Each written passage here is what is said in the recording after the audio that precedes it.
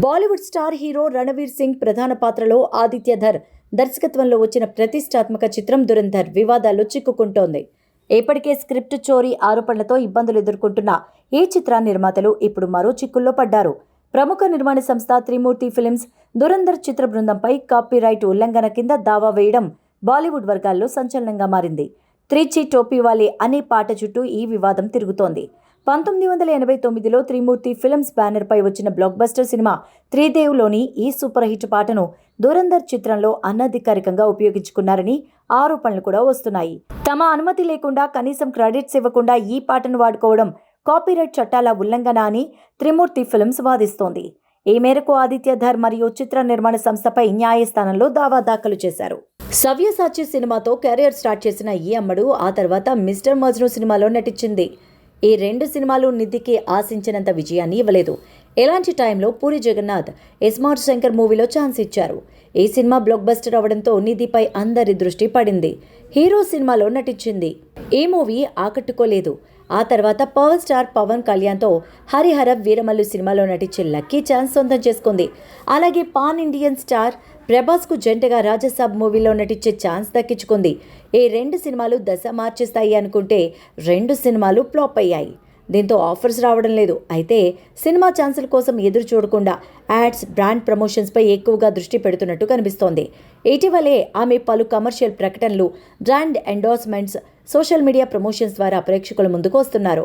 దీంతో ఆమె సినిమా అవకాశాలు తగ్గాయా అనే చర్చ సినీ వర్గాల్లో సాగుతోంది. అస్సాం, కేరళ కేంద్రపాలిత ప్రాంతమైన పుదుచ్చేరి అసెంబ్లీ ఎన్నికల పోలింగ్ ప్రశాంతంగా ముగిసింది. అస్సాంలోని 126 స్థానాలకు, కేరళలోని 140 స్థానాలకు, పుదుచ్చేరిలోని 30 స్థానాలకు జరిగిన ఎన్నికల్లో ఓటర్లు పోటెత్తారు. దీంతో అస్సాంలో 85.40% పోలింగ్ నమోదైంది. కేరళలో 78%, కేంద్రపాలిత ప్రాంతమైన పుదుచ్చేరిలో 89.83% ఓటింగ్ నమోదైంది. ఇక అస్సాం, కేరళ, పుదుచ్చేరి ఎన్నికల ఓట్ల లెక్కింపు వచ్చే నెల 4వ తేదీన జరగనుంది. కేరళలో అధిక సంఖ్యలో ఓటర్లు పాల్గొన్నారు. తెల్లవారుజాము నుంచే ఓటర్లు పోలింగ్ బూతులకు తరలి రావడంతో రోజంతా పోలింగ్ చురుగ్గా సాగింది. ఏకంగా 78% పైగా పోలింగ్ నమోదైంది. దీంతో అధిక ఓటింగ్ శాతం తమకు అనుకూలంగా ఉందని అధికార ఎల్డీఎఫ్, ప్రతిపక్ష యూడీఎఫ్ ఇలా 3 ప్రధాన కూటములు పేర్కొన్నాయి. అసోంలో కూడా ఓటర్లు పోలింగ్ బూత్లకు వెలువలా తరలివచ్చారు. దీంతో గతం కంటే ఎక్కువగా ఈసారి పోలింగ్ నమోదైంది. 85% పైగా పోలింగ్ నమోదు కావడం అంటే మామూలు విషయం కాదని అంటున్నారు.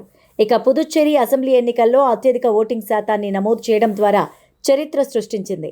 ఈ విధంగా కేంద్రపాలిత ప్రాంతం అంతటా ప్రజాస్వామ్య భాగస్వామ్యం పట్ల ప్రజల్లో ఉన్న అసాధారణ ఉత్సాహాన్ని ప్రతిబింబిస్తోందని విశ్లేషకులు చెబుతున్నారు. పుదుచ్చేరి అసెంబ్లీ ఎన్నికల్లో ఒక రోబో సందడి అందరినీ ఆకట్టుకుంది. ఓటర్లను తెగ మురిపించేసింది.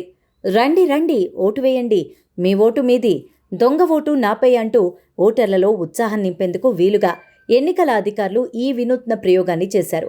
ఇంతకీ ఈ రోబో పేరేంటంటే నీలా. పుదుచ్చేరి సుందరి ఈ హ్యూమనాయిడ్ నీలా చీర కట్టింది. ఓటర్లను మురిపించింది, ఆకట్టుకుంది. పుదుచ్చేరిలోని వివోసి ప్రభుత్వ పాఠశాలలో నీలా మిలమిలా మెరిసి కళ్లతో తెల్లటి చీరలో ఓటర్లను ఆకట్టుకుంది. పోలింగ్ కేంద్రానికి వచ్చే ఓటర్లకు చేతులు జోడించి నమస్కరిస్తూ పువ్వులతో సాదర స్వాగతం పలికింది. ఓటర్లకు వారి బూత్ నెంబర్ ఎక్కడ ఉంది, క్యూ లైన్లో ఎలా వెళ్లాలి వంటి విషయాలపైన తమిళం, ఇంగ్లీష్ భాషల్లో సూచనలు ఇచ్చింది. ఓటు హక్కు వినియోగించుకోవాలని, 100% ఓటింగ్ నమోదు చేయాలని కోరింది. పుదుచ్చేరిలోని రాజ్భవన్ నియోజకవర్గంలో విఓసి ప్రభుత్వ సెకండరీ స్కూల్లో ఏర్పాటు చేసిన బూత్ వద్ద ఈ రోబో అందర్నీ ఆకర్షించింది.